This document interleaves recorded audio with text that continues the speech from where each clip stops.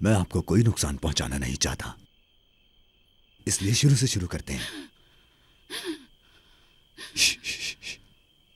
आप मेरी मेहमान है यहां पर, इसलिए आराम कीजिए आप, प्लीज। अगर कुछ भी चाहिए हो आपको तो बिला झिझक मुझे आवाज दीजिएगा। मैं वादा करता हूं कि आपके सुकून के लिए पूरी कोशिश करूंगा। क्या वाकई में कोशिश करोगे तुम?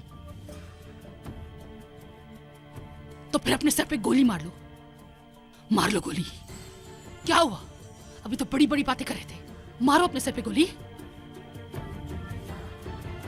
गोली मारो खुद को।